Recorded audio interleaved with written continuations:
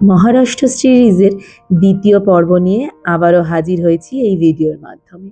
আগের পর্বের ভিডিওতে হাওড়া থেকে নাসিকের পথে আমরা কিভাবে ট্রেন যাত্রা করলাম সেই অভিজ্ঞতা এবং হোটেল প্রবেশের অভিজ্ঞতা আপনাদের সাথে শেয়ার করেছি।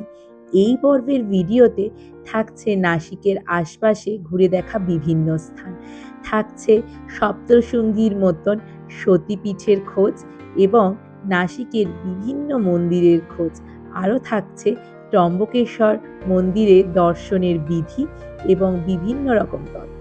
তো চলুন কথা না বাড়িয়ে শুরু করি আজকের পর্বটি।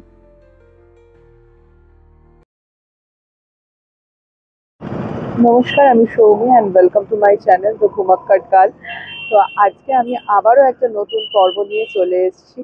আজকের ডেট হচ্ছে 14ই জুন 2025, আর আজকে আমি যাব নাসিকের বিভিন্ন জায়গা এক্সপ্লোর করতে। তো আজকেই আমরা ফার্স্ট চলে যাব যেই জায়গায়, সেটা হচ্ছে সপ্তশৃঙ্গী ঘাট। তো সপ্তশৃঙ্গী ঘাট যাওয়ার জন্য আমার হোটেল তো ছিল ত্রম্বকে, তো ওখান থেকে বাস ধরে আমরা ফার্স্ট ডে এসেছি নাসিকে। 33 টাকা করে পার পার্সন ভাড়া নিল গভর্নমেন্ট বাস। তো আমরা ফার্স্টে নাসিক বাস স্ট্যান্ডে এলাম, এখান থেকে আমরা বাস ধরে আবার যাব হচ্ছে সপ্তশৃঙ্গীতে। তো ত্রম্বকেশ্বর থেকে আমরা যে নাসিকের বাস স্ট্যান্ডে এলাম, এই বাস স্ট্যান্ডটার নাম কিন্তু হচ্ছে থক্কার বাজার বাস স্ট্যান্ড। এখান থেকেই আপনারা সপ্তশৃঙ্গীর জন্য বাস পাবেন এবং ত্রিম্বকের জন্য বাস পাবেন। এটা হচ্ছে এনকোয়ারি এরিয়া। তো এত সকালে এসি বাস পাবো কিনা জানি না সপ্তশৃঙ্গীর জন্য, দেখা যাক। তো অলরেডি আমরা এখন বাসে উঠে পড়েছি। এত সকালে আমরা এসি বাস পাইনি, নন এসি বাসেই উঠেছি। তো অসুবিধা হচ্ছে না, কারণ কালকে থেকেই বললাম বৃষ্টি হচ্ছে, বেশ একটা ঠান্ডা ঠান্ডা সুন্দর পরিবেশ, সুন্দর ওয়েদার। আর সবথেকে ভালো লাগছে এই রাস্তাটা দিয়ে যেতে, কারণ কি এই বর্ষাকালে পশ্চিমঘাট পর্বতমালার চারিদিকটা সবুজে সবুজ হয়ে গেছে, মানে সৌন্দর্য যেন উপচে পড়ছে। ভীষণ সুন্দর লাগছে, ভীষণই সুন্দর লাগছে। বর্ষায় যে পাহাড়ের এক অন্যরকম রূপ, এক সবুজ রূপ, সেটা যেন এইখানে প্রতি পদে পদে দেখতে পাচ্ছি। দারুণ লাগছে। তো আমি এখন দাঁড়িয়ে আছি সপ্তশৃঙ্গী মন্দিরের একদম বাইরে, যেখান থেকে রোপওয়ের টিকিট করা হয়। তো এখন গিয়ে পুজো দেব। আজকে শনি রবিবার উইকডেজ, তো উইকডেজে একটু ভিড় হয়, মোটামুটি আধা এক ঘন্টা লাগে পুজো দিতে, যেটুকুন আমি শুনে এসেছি। এটা কিন্তু 51টা সতীপীঠের মধ্যে একটা সতীপীঠ। এখানে মা সতীর ডান হাত পড়েছিল। তো আর সপ্তশৃঙ্গী নামটা হয়েছে 7টা পাহাড়ের শিখর নিয়ে।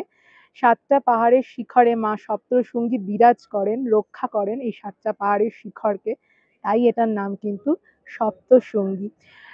আমরা মেনলি বাসে করে যেরকম দেখালাম আসলাম। শেয়ার ট্যাক্সিও আছে, শেয়ার ট্যাক্সিতেও আপনারা যেতে পারেন। এখানে 99 টাকা করে পার পার্সন ভাড়া লাগলো বাস। এটা হচ্ছে সপ্তশৃঙ্গীর রোপওয়ের যে রাস্তাটা, সেটা আপনারা সিঁড়ি দিয়েও চাইলে উঠতে পারেন। 427-28টা মতন সিঁড়ি আছে, ওই যে মন্দিরে যাওয়ার রাস্তা।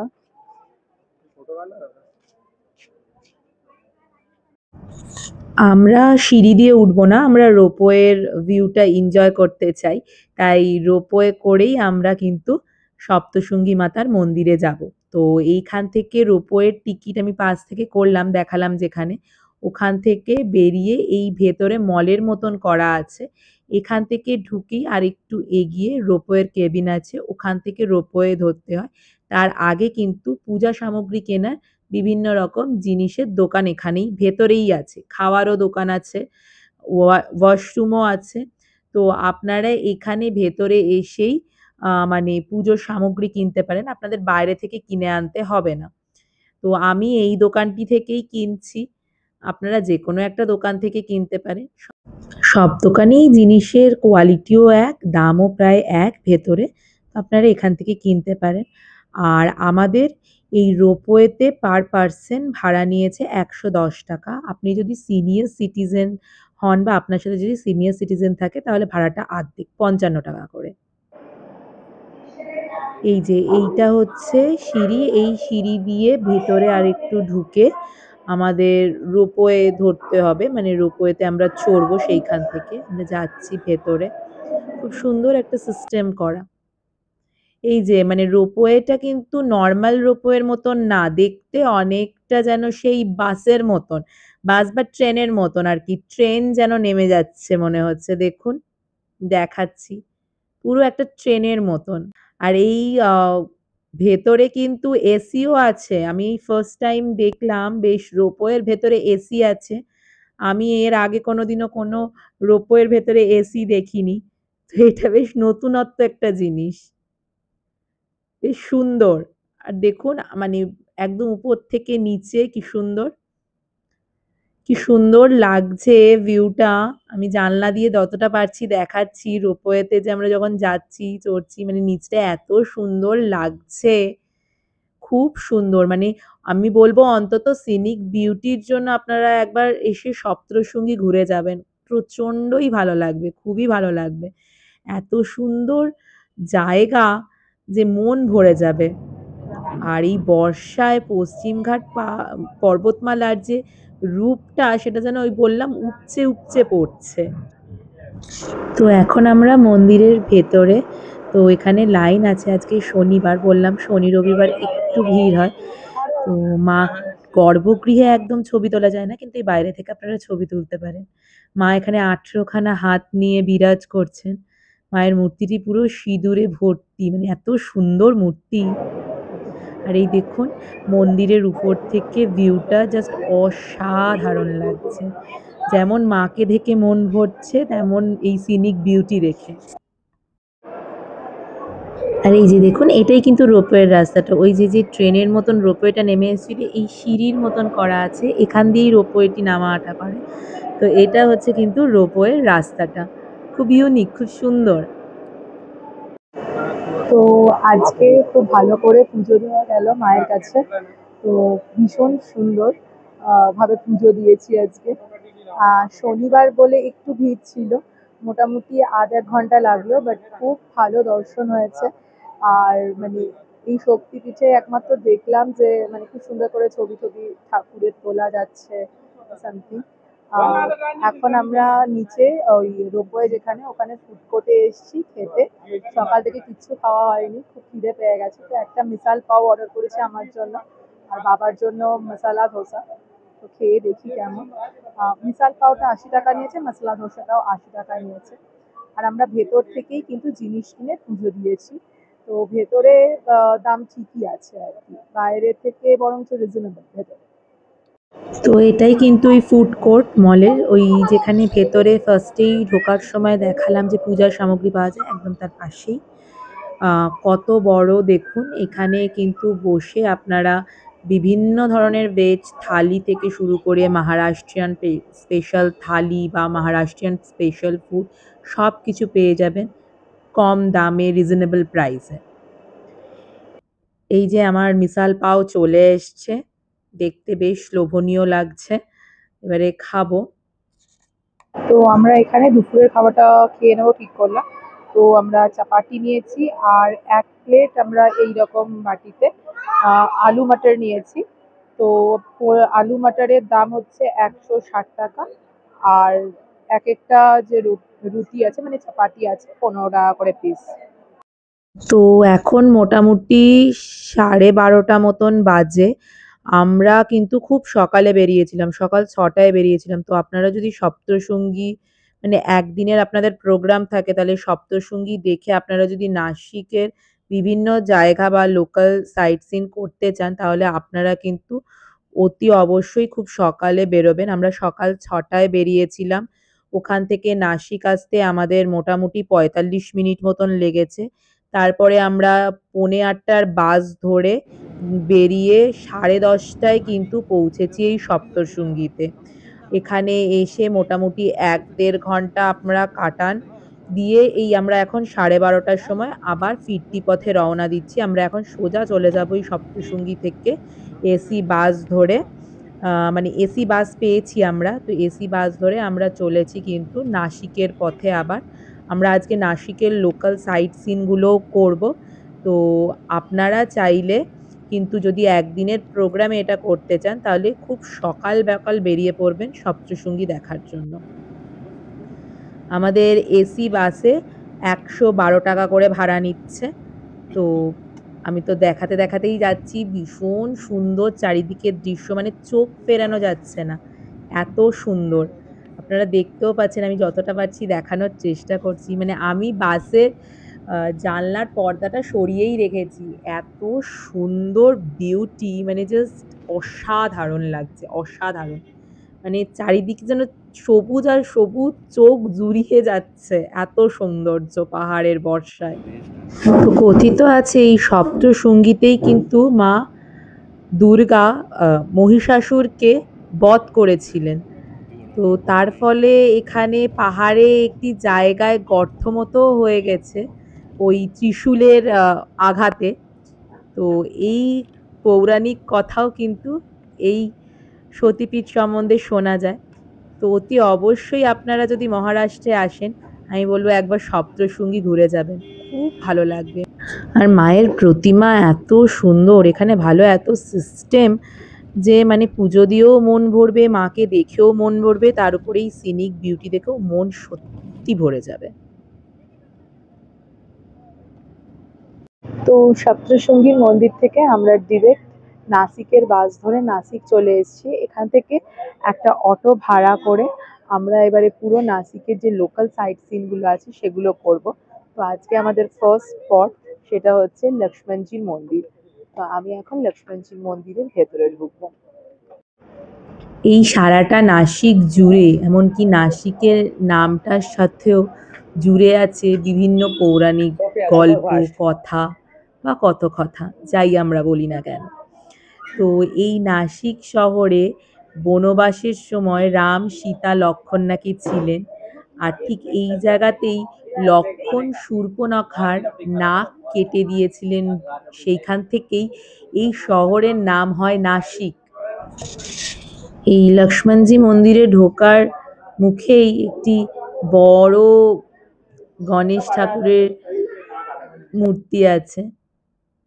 আর এই যে এই দেওয়ালে খোদাই করে বিভিন্ন বনবাসের যে চিত্র, সেই সময়কার যে মানে রামায়ণের বিভিন্ন যে কথা বা উপকথাগুলি এইখানে কিন্তু সুন্দর আর্টের মাধ্যমে দেওয়ালে খোদাই করে রাখা হয়েছে।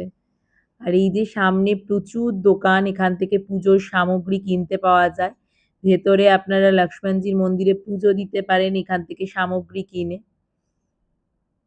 বিভিন্ন ধরনের সামগ্রী, শোপিস, বিভিন্ন ধরনের জিনিসপত্র আছে। আর এই যে এইটা হচ্ছে ঢোকার যে মুখটা, মানে মন্দিরে ভেতরে প্রবেশের পথ। এই যে উপরে গরুর যে আছে তার ঠিক এই যে নিচের এই সিঁড়িটা দিয়েই কিন্তু লক্ষ্মণজির মন্দিরে ভেতরে ঢোকার প্রবেশ পথ। আমি এখন মন্দিরের ভেতরে চলে এসেছি। মন্দিরের ভেতরে এইরকম কিন্তু যে মানে ওই যে শূর্পণখার নাক লক্ষ্মণ কেটেছিলেন সেই একটা মূর্তি মতন তৈরি করা আছে। আর এটা হচ্ছে মেন লক্ষ্মণ মন্দির। এখানে আপনারা ফোন সবই অ্যালাউ, কোনো অসুবিধা নেই এখানে ভিডিও করতে বা ছবি তুলতে। এটা হচ্ছে লক্ষ্মণজির মূর্তি। এখানে সামনে হনুমানজির মূর্তিও আছে। খুব সুন্দর জায়গাটা।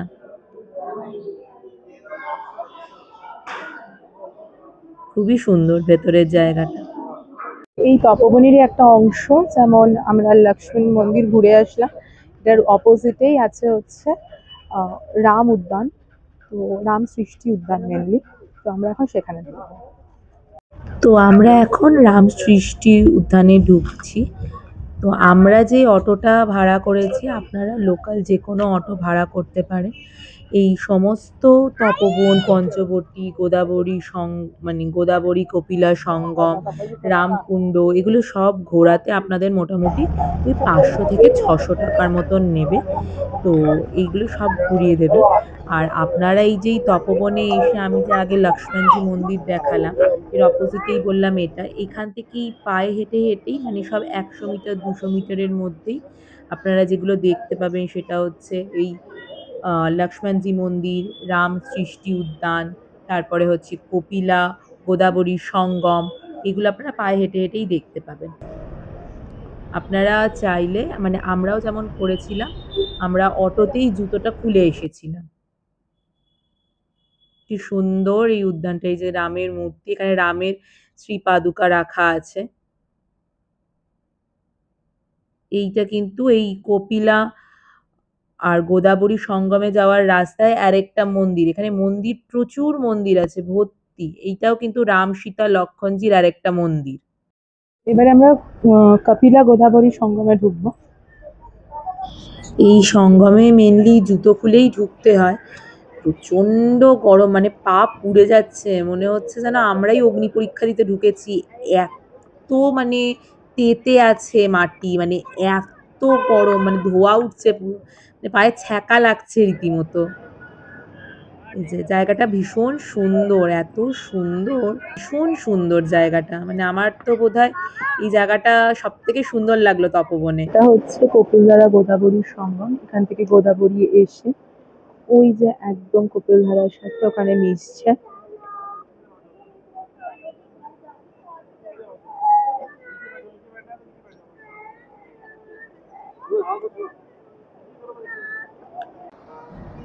বিকেলের দিকটা এখানে আসলে খুব ভালো লাগবে, সুন্দর হালকা হালকা হাওয়া দিচ্ছে। একটাই সমস্যা, আসলে আমাদের জুতো ছাড়া অভ্যাস নেই তো, প্রচণ্ড গরম, মানে পা পুড়ে যাচ্ছে, মানে জলে পা ভেজাচ্ছি আর হাঁটছি আমরা, মানে এই রকম অবস্থা। কিন্তু বিউটি এখানকার খুব সুন্দর, মানে এত ভালো লাগবে, বিকেলের দিকটায় আসবেন, খুব সুন্দর লাগবে এখানে এলে। তো এই সুন্দর তপবনকে ফেলে রেখে এবারে আমরা আমাদের নেক্সট গন্তব্যস্থলের দিকে আজকে যাব। আমি এখন লক্ষ্মী নারায়ণ মন্দিরের সামনে দাঁড়িয়ে আছি। এবারে লক্ষ্মী নারায়ণ মন্দিরের দিকে ঢুকবো। তো আমরা এখন এই লক্ষ্মী নারায়ণ মন্দিরের ভেতরে ঢুকছি। এখানে একটা জিনিস দেখছি, মন্দিরে মন্দিরে তো ভর্তি, সেটা থেকেও বড় কথা এখানের পরিবেশ এত সুন্দর, এত শান্ত, আর প্রত্যেকের ব্যবহার এত ভালো, যে মানে প্রত্যেকটা জায়গায় দর্শন করছি যে ভগবানদের, মনটা কিন্তু ভরে যাচ্ছে। মানে এখানে কোনো চেঁচামেচি নেই, কিছু নেই, একটা শান্ত যে পরিবেশ সৃষ্টি হওয়ার দরকার মন্দিরের চারিপাশে, ঠিক সেইটা এখানে পাচ্ছি। সকালবেলায় সেই সপ্তশৃঙ্গী থেকে শুরু করে, আমি যে বললাম যে সপ্তশৃঙ্গীর মন্দিরে ভিড় ছিল, আপনাদের দেখালাম, সেখানেও কিন্তু কোনো বিশৃঙ্খলা নেই। এখানে প্রত্যেকটি মন্দির এত শৃঙ্খলাবদ্ধ, এত সুন্দরভাবে সাজানো গোছানো, এবং এদের ব্যবহার এত ভালো যে প্রত্যেকটি মন্দির দর্শন করে মন কিন্তু ভরে যাচ্ছে।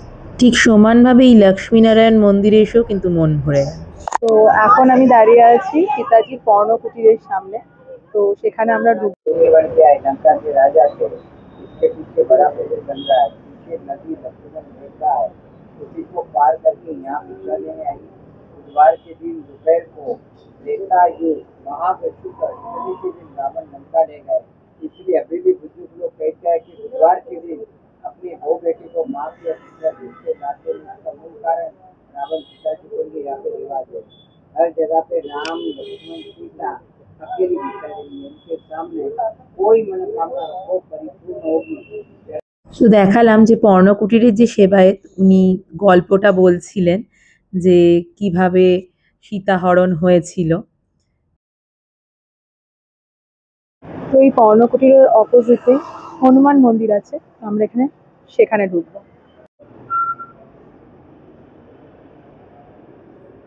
এখানে ফটোগ্রাফি নট অ্যালাউ, তো এখানে ফটোগ্রাফি তো ভেতরে করা যাবে না, কিন্তু বাইরে থেকে আপনি তুলতে পারবেন ছবি, আর ভেতরে গিয়ে অতি অবশ্যই দর্শন করে আসবেন।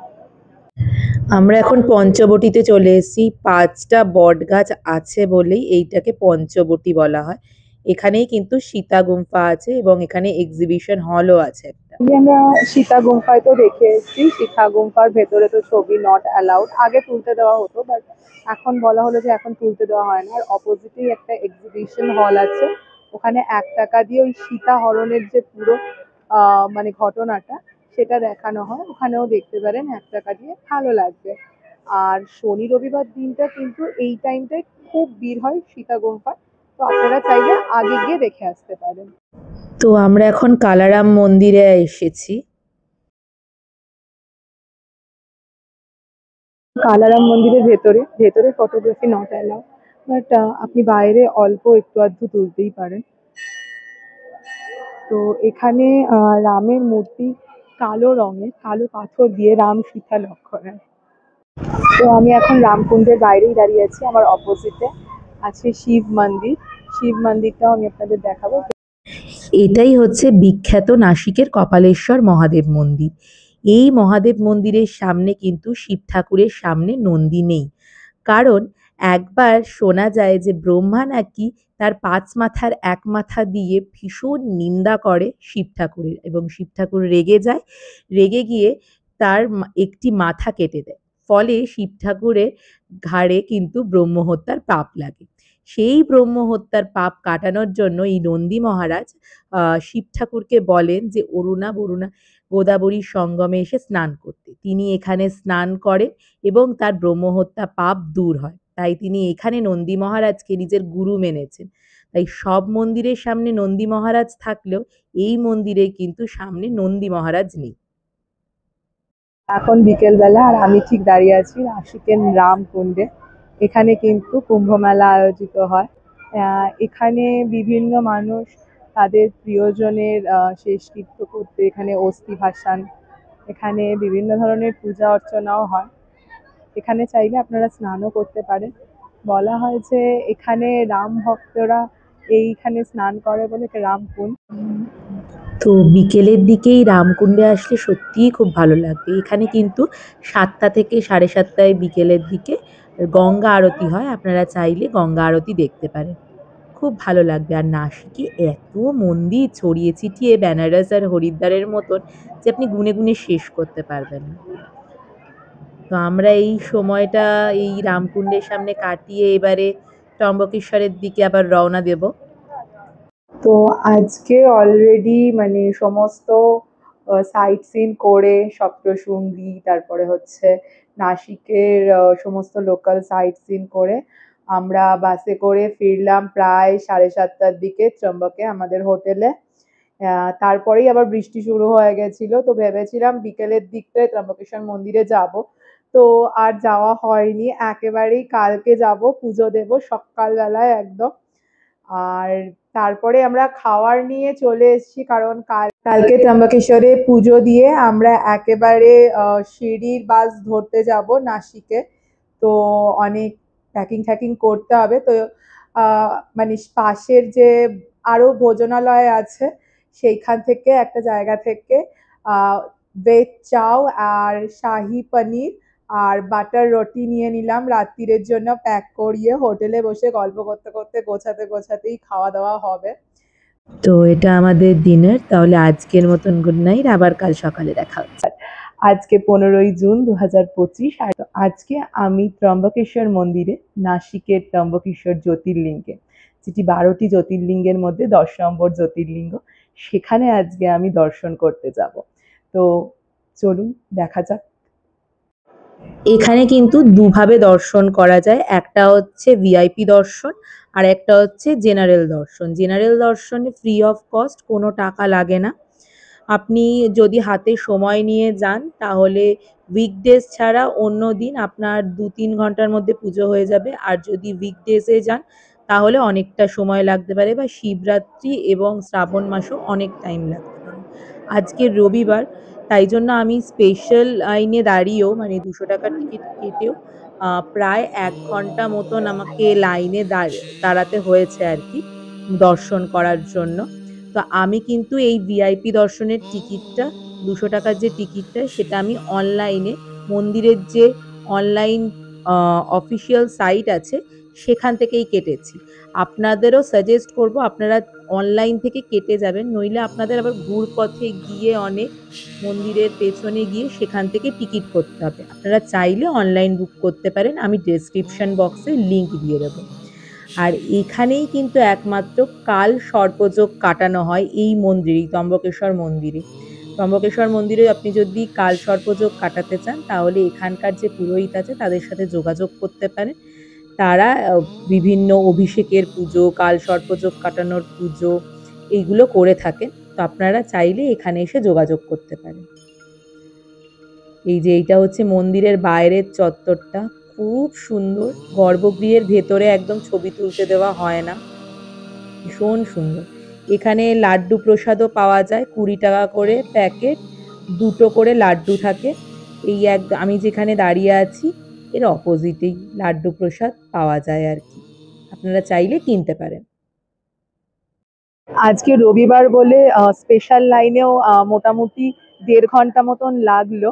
তো খুব খুব ভালো দর্শন করেছি। মিরর দিয়ে মেনলি দর্শনটা করতে হয়, কারণ এখানে শুধু মহেশ্বর নেই, মহেশ্বর তার সাথে ব্রহ্মা বিষ্ণু 3জনে আছে। মিরর দিয়ে দেখতে হয়, কারণ যে বিগ্রহটা আছে বিগ্রহটা অনেক নিচে এবং সেটা তো ওরম ভাবে দর্শন করা যায় না বা ছোঁয়া যায় না, সেটা মিরর দিয়ে দেখতে হয়। ভীষণ ভীষণ ভীষণ ভালো দর্শন করেছি। আর এখানকার মানুষের ব্যবহার সত্যিই খুব ভালো, ভীষণ ভালো দর্শন করেছি। আর আমাদের ভিআইপি দর্শনে 200 টাকা করে পার পার্সন লেগেছে। তো আপনারা চাইলে ভিআইপি দর্শন করতে পারেন।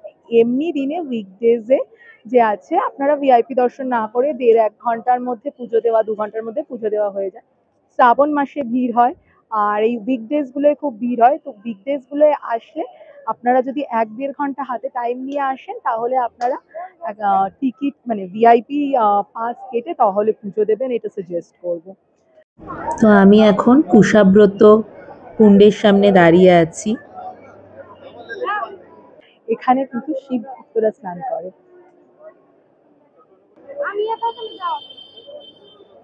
যেমন বলা হয় যে রাম ভক্তরা রাম কুণ্ডে স্নান করার, আর এখানে বললাম যে এখানে নাকি শিবের ভক্তরা স্নান করেন আর কি।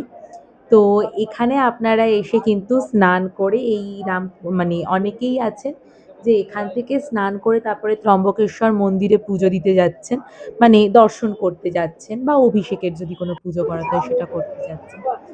আর এখানে কিন্তু যেটা বললাম ত্রম্বকেশ্বর মন্দিরের ভেতরে কোনো পুজো হয় না, মানে কাল সর্পযোগের যে পুজো সেটি নাকি আমি শুনলাম যে পুরোহিতের বাড়িতেই হয়, যেই পুরোহিত করায় তার বাড়িতেই হয়।